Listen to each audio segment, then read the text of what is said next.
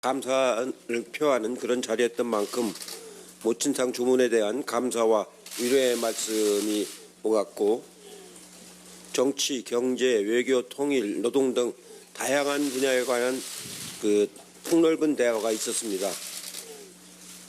서로 간의 이해를 잘 갖추면서 진지하게 문제를 제기하고 대통령께서도 이렇게 답변을 하시고 그런 아주 좋은 대화의 자리였습니다.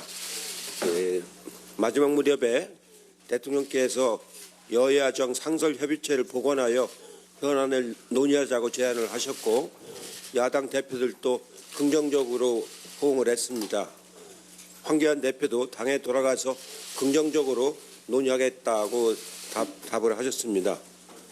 대통령께서는 선거제 개혁에 가장 적극적인 사람은 바로 나였다라고 말씀을 하시면서 국회가 선거법 개혁을 협의에 처리했으면 좋겠다는 말씀을 강조를 하셨습니다.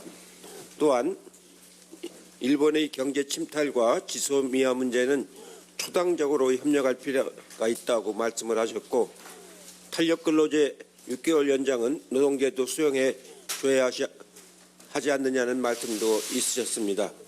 비교적 6시부터 9시까지 진지하게 서로 허심탄회하게 얘기하는 아주 좋은 자리였기 때문에 이런 모임을 좀 더 자주 갖자고 제안하셨는데, 대통령께서도 분기별로 한 번 정도씩은 하는 게 좋겠다 이렇게 말씀을 하셨습니다.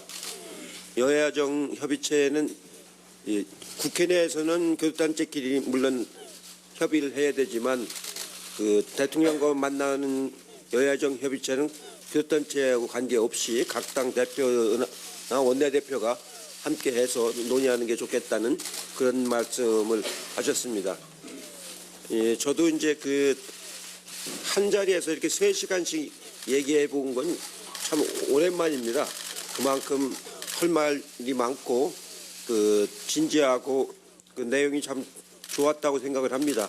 일부 언론에 보도되는 해프닝 같은 건 3시간 중에 한 1분 정도 잠깐 있었던 거지, 그게 이제 주는 아닌데, 보도는 그렇게 나가니까 좀 이상한 모임처럼 됐는데 그건 전혀 아닙니다. 3시간 동안 아주 진지하고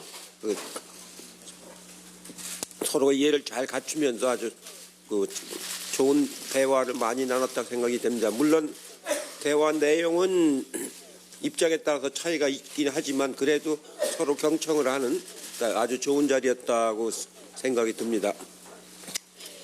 자유한국당이 예산안에서 14조 5천억 삭감을 주장을 하고 있습니다.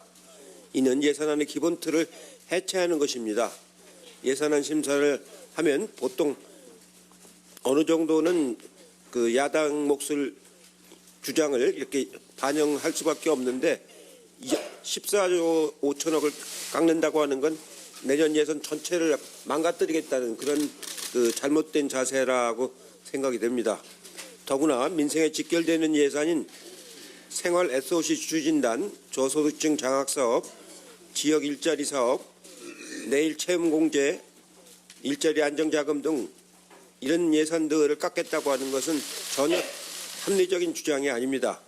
굳건한 안보 확립에 필요한 예산, 미래 먹거리 확보에 필요한 예산, 이런 것들을 깎겠다고 하면은 이거는 나라 살림을 제대로 운영을 못하게 하겠다는 그런 태도라고 볼 수밖에 없습니다. 자유한국당은 도대체 어느 나라 정당인지 의심하지 않을 수가 없습니다. 총선이 다가오면서 거짓 색깔론과 막말이 도를 넘고 있습니다. 야당 대표가 공개적으로 대통령을 북한 대변인 운운하고 입에 담기 어려운 말들을 하는 걸 보면은 굉장히 초조한 것 같습니다.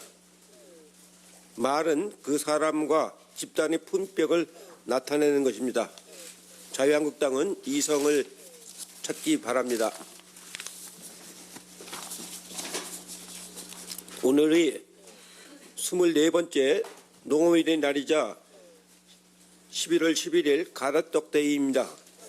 한국인의 건강한 먹거리를 만들어 오신 농업인 여러분에게 깊이 감사의 말씀을 드립니다. 특히 올가을에는 세 차례 태풍과 아프리카 돼지열병 등으로 어려움이 많았는데 농민 여러분의 노고에 위로와 감사의 말씀을 드립니다.